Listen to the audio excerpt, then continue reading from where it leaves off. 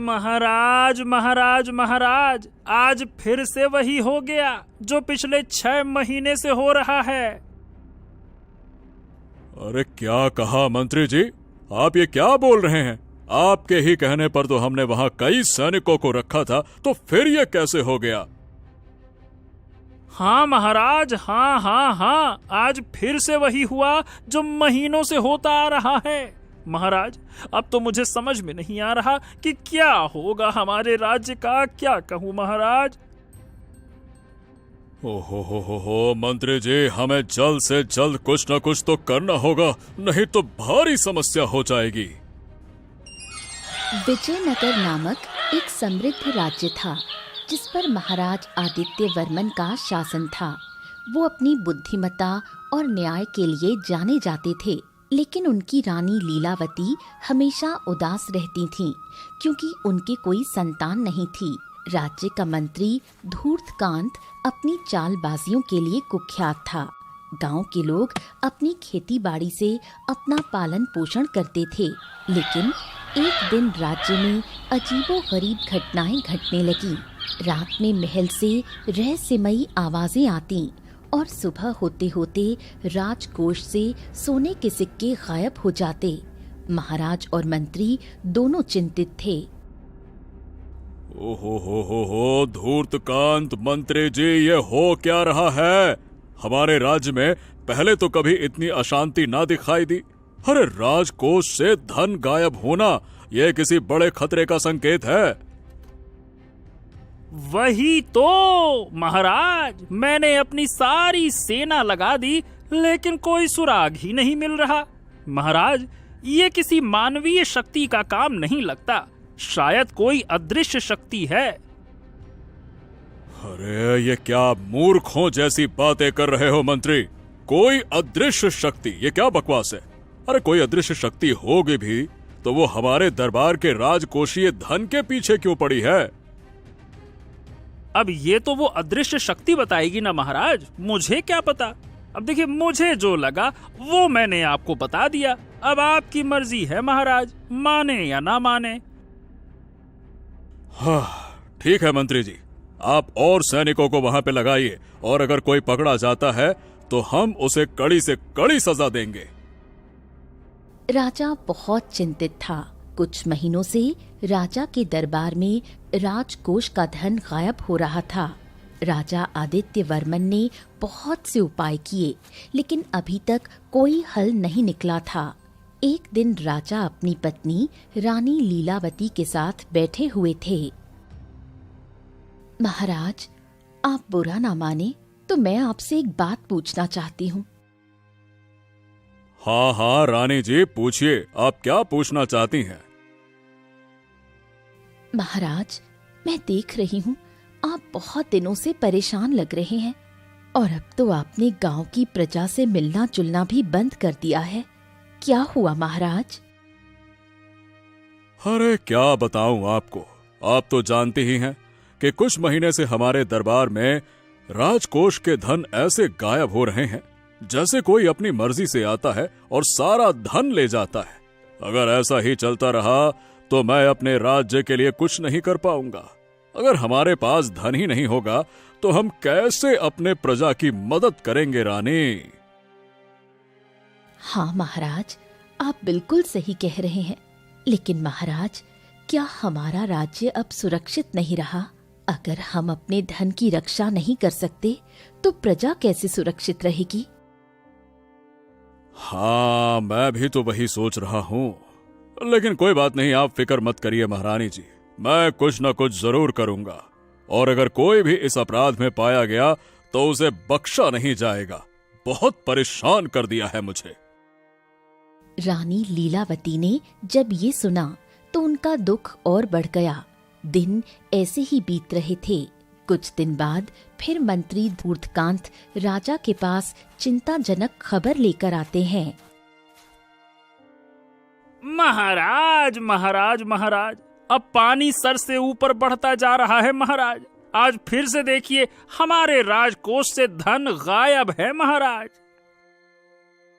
राजा मंत्री की ये बात सुन बहुत ज्यादा चिंतित हो गया और बोला, अरे अरे अरे अरे अरे, हमें तो कुछ समझ ही नहीं आ रहा मंत्री जी कि आखिरकार किया तो किया क्या जाए।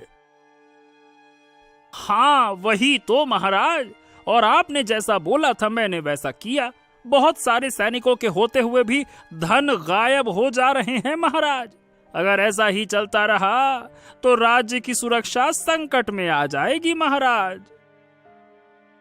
तभी पास में बैठी रानी लीलावती ने राजा को चिंतित देख बोला, महाराज, क्यों ना हम अपने महान ऋषि मुनि से इस समस्या के बारे में पूछें। वो हमें कुछ ना कुछ जरूर बताएंगे। आप सही कह रही हैं महारानी। हमें अब अपने महान ऋषि मुनि से बात करनी ही होगी। तभी रानी लीलावती की बात सुन महाराज ने ऋषि वशिष्ठ से मिलने का फैसला किया। वो दूसरे ही दिन अपने मंत्री के साथ ऋषि की कुटिया पहुंचे।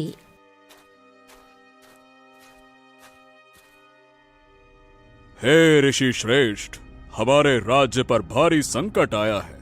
राजकोष से दिन प्रतिदिन धन गायब हो रहा है और हम इसका कारण नहीं जान पा रहे हैं। कृपया करके हमारा मार्गदर्शन करें।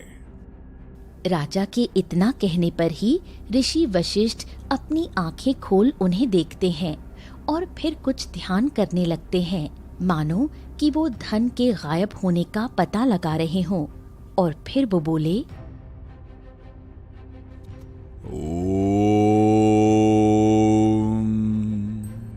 महाराज, ये एक ना एक दिन तो होना ही था, और ये कोई अदृश्य शक्ति नहीं बल्कि एक छिपा हुआ रहस्य है जो आपके सिंहासन से जुड़ा है। इसका संबंध एक पुरानी प्रतिज्ञा से है जिसे आपके पूर्वजों में से एक ने तोड़ा था। इस रहस्य को केवल एक शुद्ध हृदय वाला व्यक्ति ही सुलझा सकता है जो लालच से परे हो। लेकिन प्रभु, हम कैसे उस शुद्ध व्यक्ति का पता लगा सकते हैं? मेरा मतलब, हमें कैसे पता चलेगा कि कौन लालच से परे है? महाराज, ये तो समय आने पर आपको खुद ब खुद ही पता चल जाएगा। तब तक आप अपने पूरे गांव में घोषणा करवा दीजिए ताकि जिसे भी इस रहस्य के बारे में पता हो वो जरूर आपके पास आ जाएगा। महाराज और मंत्री दोनों असमंजस में थे। वो महल वापस लौट आए। मंत्री धृतकांत के मन में लालच हिलोरे मार रहा था।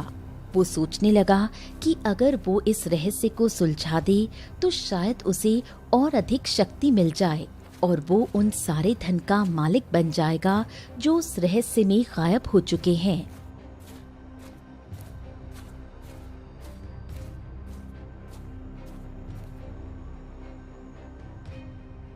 अरे, मैं तुमको रोज रोज बोलकर थक गई हूँ। देखो, आज भी राशन खत्म होने वाला है। तुम इन खेतों को छोड़ सेठ के यहाँ क्यों नहीं जाते काम करने?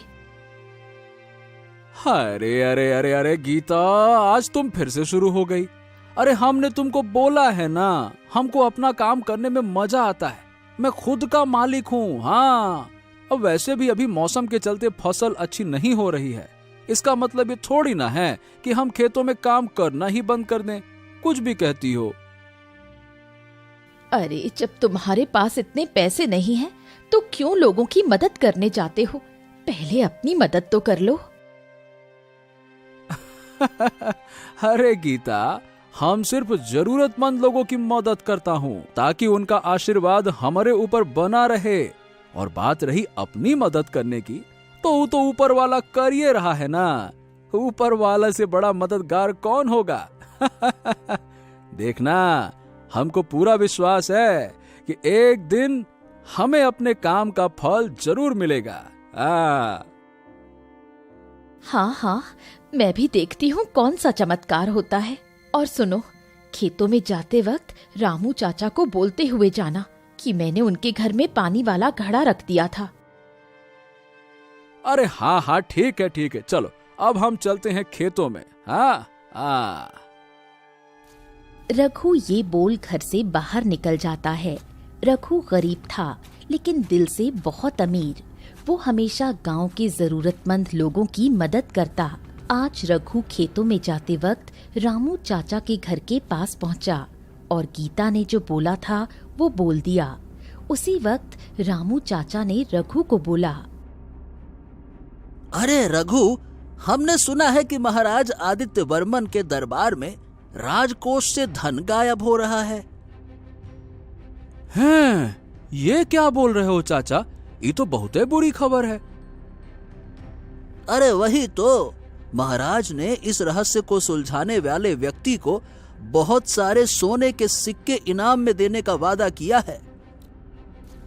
ये सुन रघु वहाँ से जाने लगता है। इसी बीच जब गांव में रघु अपने खेत में काम कर रहा था, तभी अपने खेत में काम करते हुए उसे एक चमकता हुआ सिक्का मिला। उसने उसे उठा लिया और सोचा कि ये किसी का खोया हुआ होगा। रघु को काम करते करते शाम हो गई और वो अपने घर की ओर निकल गया। कुछ समय बाद जब रघु सोने जा रहा था, तभी वो उस सिक्के को अपने तकिए के नीचे रख देता है और सो जाता है। तभी कुछ समय बाद रात को जब रघु सो रहा था, उसे एक सपना आया। सपने में एक वृद्ध महिला प्रकट हुई और बोली, हे रघु, तुम एक सच्चे और ईमानदार व्यक्ति हो। राजकोष से गायब हो रहा धन सिंहासन के नीचे छिपी एक गुप्त सुरंग में जा रहा है। ये सुरंग एक प्राचीन जाल का हिस्सा है जो उन लोगों को दंडित करता है जिन्होंने सोने का गलत इस्तेमाल किया। केवल एक शुद्ध हृदय वाला व्यक्ति ही इस जाल को निष्क्रिय कर सकता है और उस प्रतिज्ञा को पूरा कर सकता है जो सदियों पहले टूटी थी। तुम्हें इस सिक्के को सिंहासन के आधार में बने एक छोटे से छेद में डालना होगा।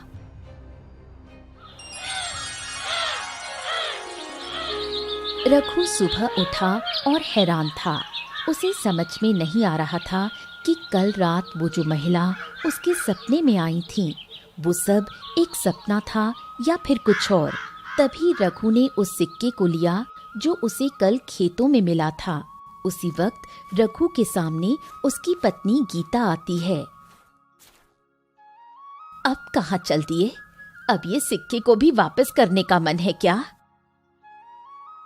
अरे गीता, तुमको विश्वास नहीं होगा, कल रात हमने एक सपना देखा और हमारे उस सपने में इसी सिक्के का जिक्र था। हाँ। अरे सुबह सुबह और कुछ नहीं मिला क्या जो सिक्के और सपने का नाटक कर रहे हो? मुझे पता है तुम इस सिक्के को भी वापस करने जा रहे हो जिसके ये सिक्के हमारे खेत में गिर गए होंगे। अरे हाँ हाँ, मैं तो ये सारे सिक्के वापस कर देता, लेकिन अभी नहीं। अभी हमको लगता है कि इसका एक काम करना बाकी है। हमको क्या लग रहा है गीता कि इस सिक्का ही है जो महाराज और हमारी समस्याओं का समाधान है। हाँ। रघु फिर गीता को और कुछ नहीं बताता। वो जानता था कि गीता लालच में आकर उससे वो सिक्के भी ले सकती है। तभी उसने कल रात के सपने को सच मान लिया। वो तुरंत महल की ओर चल पड़ा। लेकिन जैसे ही वो राजा आदित्य वर्मन के दरबार में पहुंचा, तभी महल के द्वार पर उसे रोक दिया गया। कौन हो तुम? किसान? और यहाँ क्या कर रहे हो? बिना महाराज की अनुमति के तुम अंदर नहीं जा सकते। अरे मुझे महाराज आदित्य वर्मन से मिलना है। हमारे पास राज्य के संकट का समाधान है। ये सुन एक सैनिक राजा के पास जाता है और राजा को बोलता है,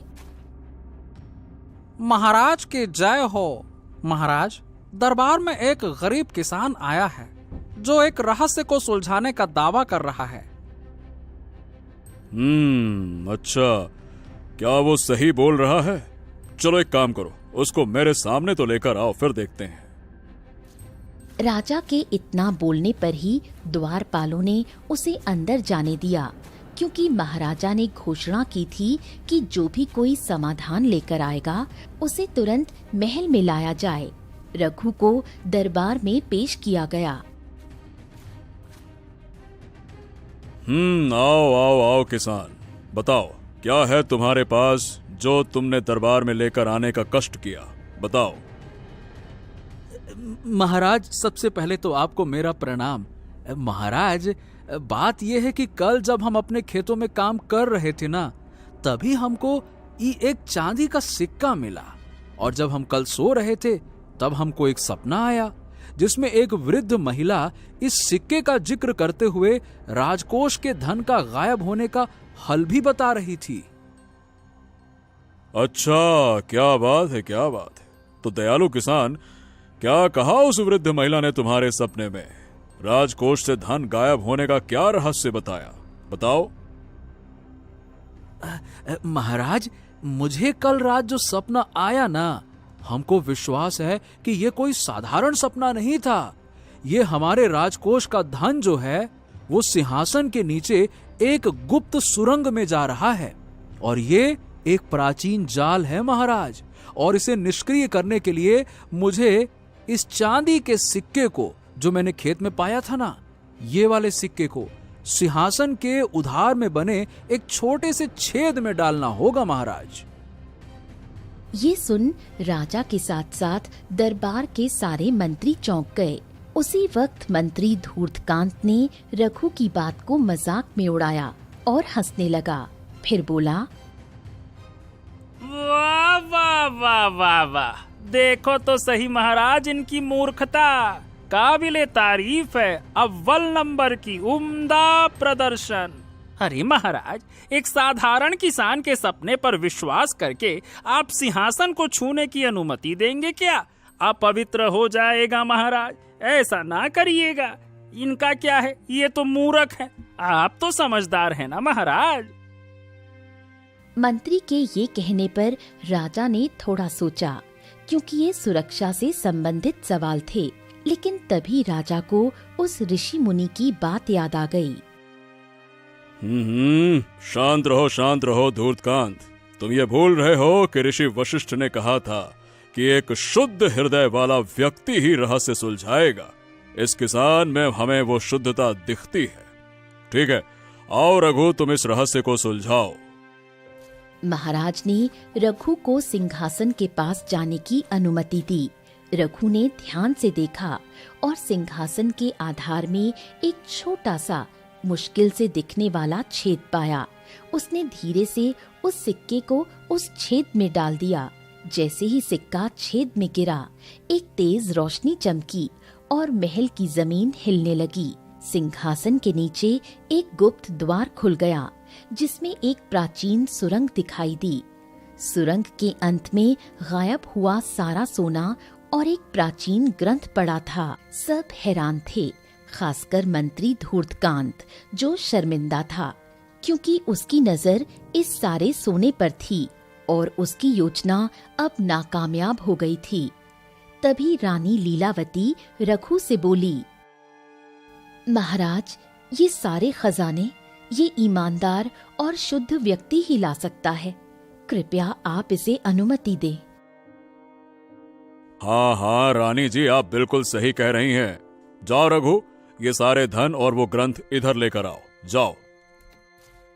रघु ने सुरंग में प्रवेश किया और ग्रंथ को बाहर ले आया।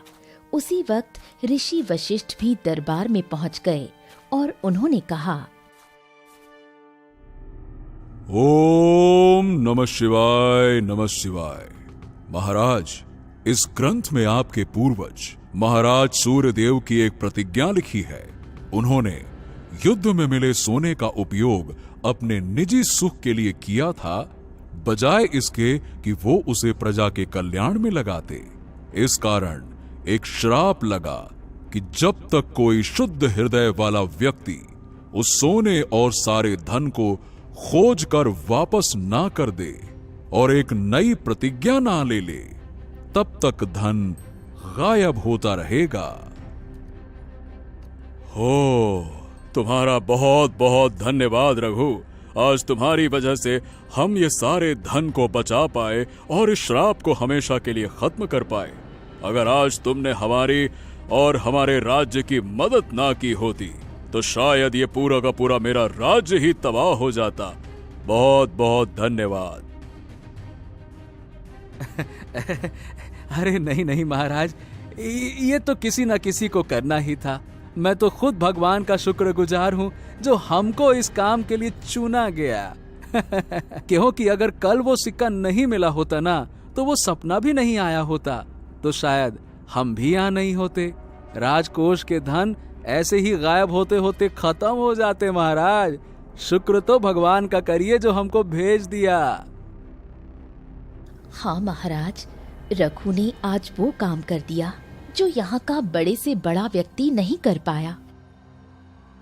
रघु, तुमने न केवल हमारे राज्य को संकट से बचाया, बल्कि हमें एक बहुत महत्वपूर्ण सबक भी सिखाया। तुम्हारी ईमानदारी और निस्वार्थता ही असली धन है। महाराज आदित्य वर्मन ने तुरंत प्रतिज्ञा ली कि वो उस सारे सोने का उपयोग प्रजा के कल्याण और राज्य की समृद्धि के लिए करेंगे। उन्होंने रघु को धन्यवाद दिया और रघु को उस सारे धन में से कुछ हिस्सा दिया, जिससे रघु की आर्थिक स्थिति में सुधार आया। साथ ही साथ उसे अपना निजी सलाहकार नियुक्त किया। रानी लीलावती ने भी रघु की सराहना की और अपने मन में एक शांति महसूस की। उस दिन के बाद राज्य में फिर कभी धन की कमी नहीं हुई और विजयनगर पहले से भी अधिक समृद्ध हो गया। हाँ चलो, आज खेत का काम जल्दी हो गया। चलो पास वाले तालाब में नहाने चलते हैं। बाप रे बाप, बड़ी गर्मी है।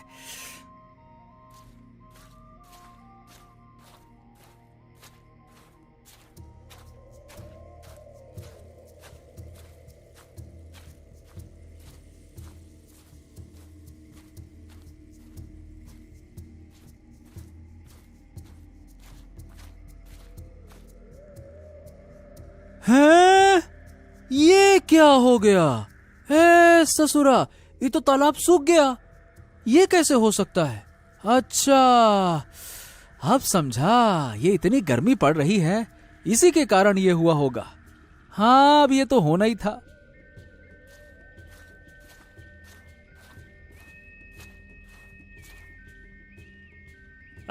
मुकेश भाई, ये यहाँ सूखे तालाब के पास क्या कर रहे हो?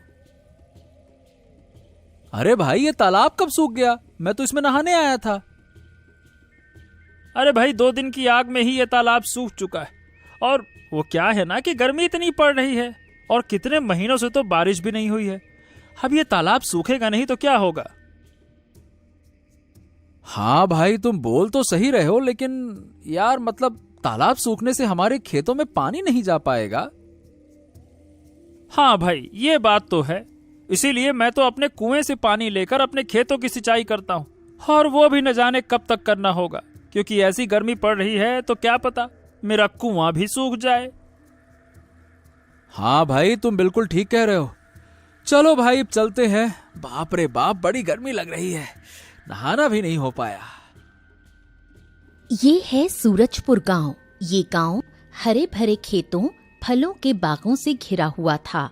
गांव के लोग मेहनती और खुशहाल थे। वो सुबह से शाम तक अपने खेतों में काम करते और अपनी फसलों को उगाते थे। गांव में एक राजा राज करते थे, जिनका नाम सूर्यसेन था। राजा सूर्यसेन दयालु और अपनी प्रजा का बहुत ध्यान रखते थे। उनका एक चतुर और अनुभवी मंत्री था, जिसका नाम बुद्धि सागर था। महाराज, आपके आदेशानुसार मैंने बादलपुर गांव के राजा को पानी और अनाज की भारी कमी की समस्या के ऊपर जानकारी भिजवा दी है। अब बस उनके जवाब का इंतजार रहेगा। हाँ, लेकिन महामंत्री जी, वो सब तो ठीक है, पर मुझे क्या लग रहा है कि हमें अब अपने खजाने को खोलना ही पड़ेगा गांव में आई इस समस्या को सुलझाने के लिए। अरे नहीं महाराज, ऐसा नहीं होगा। आप चिंता मत कीजिए।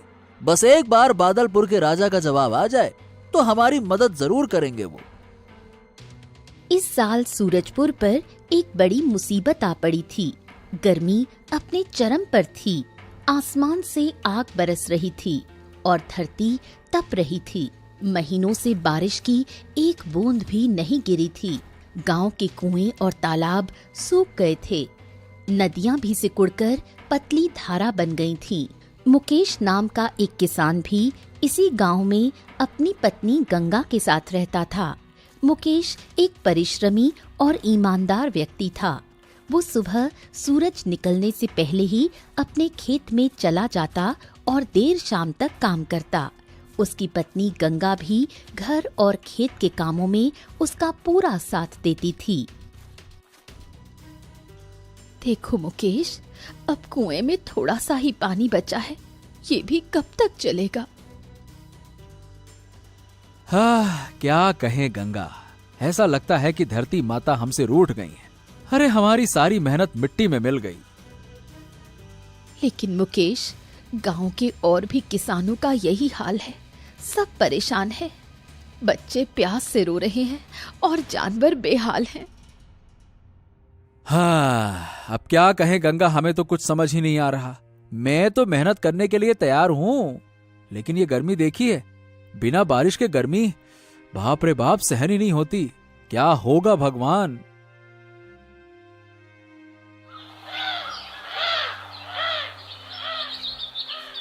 अरे रत्नाकर चाचा, अब आप ही बताओ, क्या होगा इतनी गर्मी में हमारा? गर्मी से तो अब गांव के बच्चे भी बेहाल हो गए हैं। बाप रे बाप। हाँ भाई, ऊपर से फसल बर्बाद होने के कारण बाजार में सब्जियों के दाम भी बढ़ गए हैं।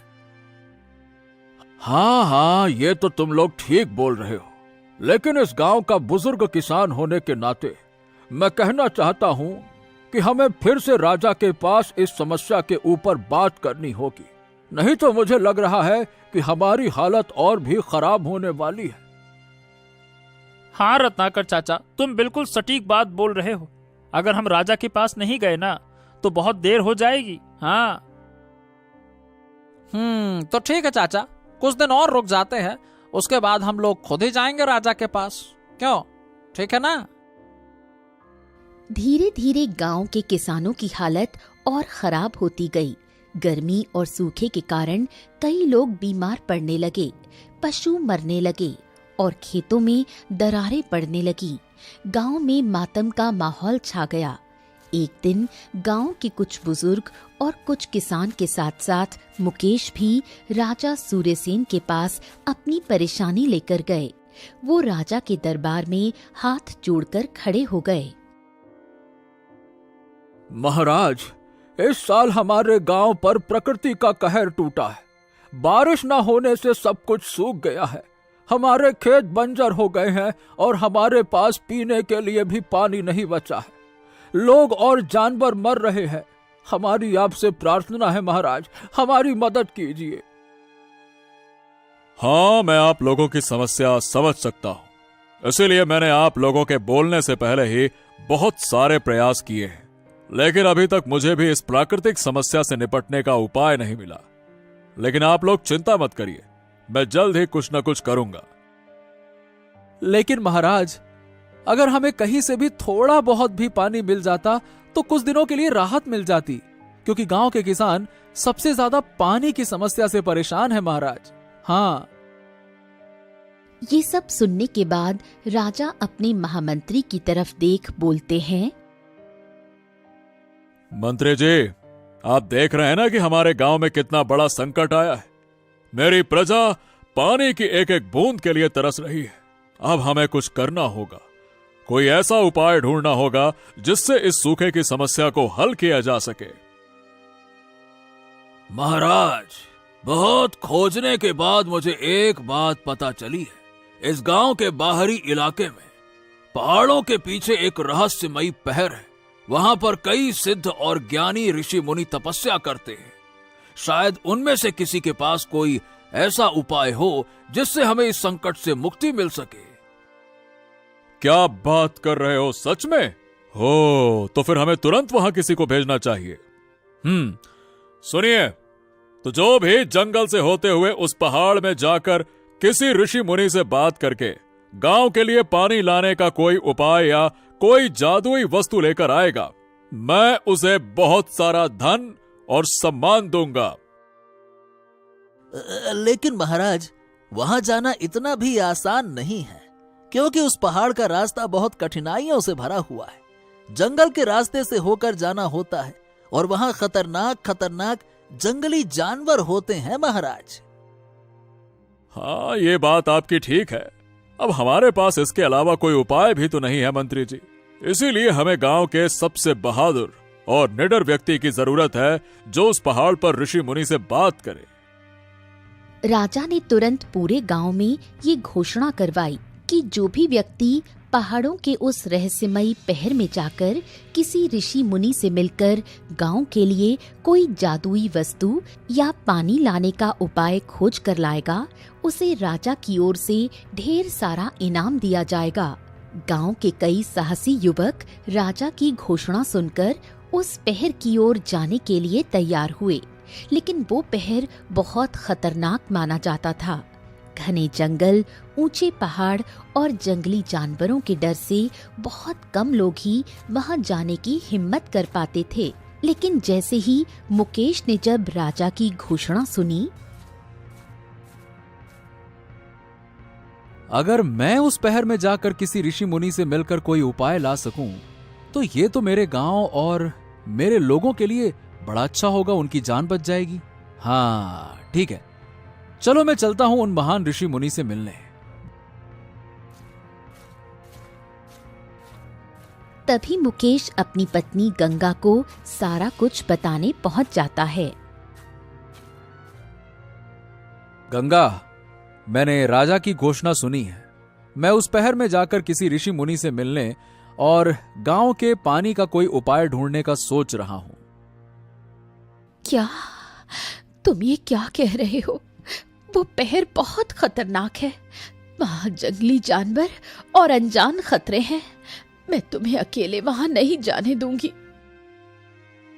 अब गंगा, देखो मैं जानता हूं कि तुम्हें मेरी चिंता होगी, लेकिन मुझे यह भी पता है कि हमारे गांव के लोग किस हाल में हैं। देखा है ना, बच्चों की प्यासी आंखें मुझसे देखी नहीं जाती। अगर मैं कोशिश ना करूं तो भी मैं कभी खुद को माफ नहीं कर पाऊंगा, और मुझे विश्वास है कि ईश्वर मेरी मदद करेंगे। मैं तुम्हें नहीं रोकूंगी, लेकिन अपना ख्याल रखना और जल्द ही लौट आना।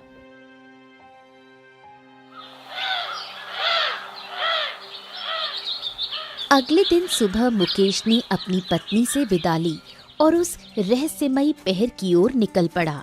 उसका मन गांव के लोगों की चिंता और एक उम्मीद की किरण से भरा हुआ था। कुछ देर चलने के बाद मुकेश अपनी मंजिल की सबसे खतरनाक जगह पर पहुंचा, जो ये जंगल था। अरे बाप रे बाप, ये जंगल तो बहुत घना है और न जाने कौन कौन से जानवर यहाँ रहते होंगे। लेकिन मुझे यहाँ बहुत सावधानी बरतनी होगी, क्योंकि किसी भी वक्त कोई भी जंगली जानवर मेरे ऊपर हमला कर सकता है।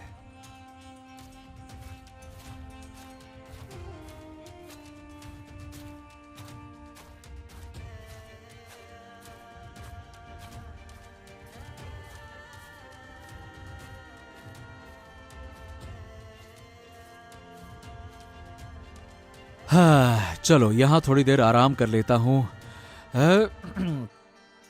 बहुत तेज प्यास भी लगी है, लेकिन मेरे पास अभी तो थोड़ा सा ही पानी है। ठीक है, मैं काम चला लूंगा इतने पानी में ही।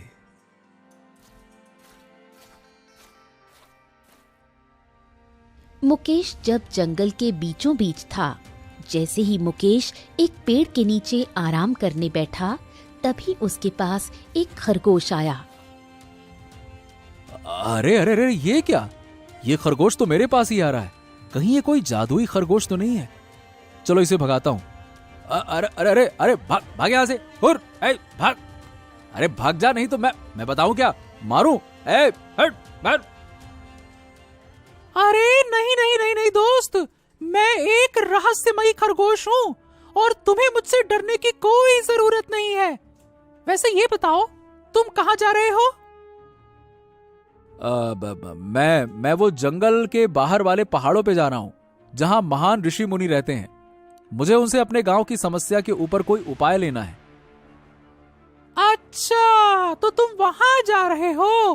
ठीक है, तुम मेरे लिए एक काम करो। जब तुम उन महान ऋषि मुनियों से मिलोगे ना, तब उनसे पूछना कि मैं कब इंसानी रूप में आऊंगा कब मेरा श्राप खत्म होगा, पूछोगे ना? हाँ हाँ ठीक है खरगोश जी, मैं उनसे आपके सवाल का जवाब जरूर पूछूंगा।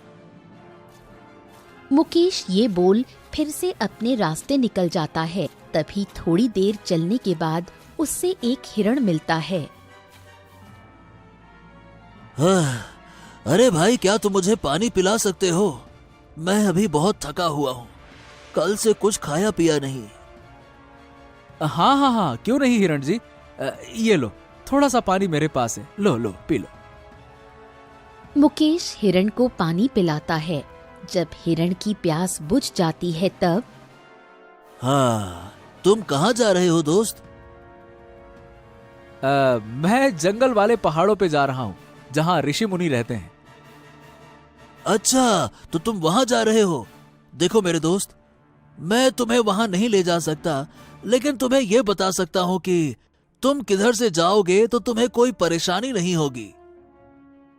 अच्छा ऐसी बात है, तो जल्दी से मुझे बता दीजिए हिरण जी, क्योंकि मुझे इस जंगल के बारे में कुछ नहीं पता। हाँ देखो दोस्त, तुम इस रास्ते से जाओ, क्योंकि दूसरा वाला रास्ता तुम्हारे लिए ठीक नहीं। वहां खतरनाक जीव रहते हैं। हाँ, सब मेरे जैसे नहीं होते ना जंगल में। जाओ जाओ। मुकेश के पास जो थोड़ा सा पानी था वो तो खत्म हो गया, लेकिन बदले में उसे पहाड़ों तक पहुंचने का सही रास्ता मिल गया था। और अब मुकेश थोड़ा खुश होकर जल्दी जल्दी वहां जाने लगा। थोड़ी ही दूर जाने के बाद उसे एक बुढ़िया मिली, जो जंगल में ही एक छोटी सी कुटिया के पास बैठी थी। अरे बूढ़ी माँ, आप यहाँ जंगल में अकेली क्यों बैठी हैं? बेटा, मैं यहीं रहती हूँ, लेकिन तुम कौन हो और कहाँ जा रहे हो? मुकेश बुढ़िया को सारी बातें बताता है और तब बुढ़िया बोलती है, बेटा, तुम जब उन महर्षि मुनि से मिलो तो मेरे एक प्रश्न का जवाब पूछते आना कि मेरा ये पेड़ कुछ सालों से फल नहीं दे रहा, तो क्या करने पर ये पेड़ फिर से पहले की तरह फल देने लगेगा?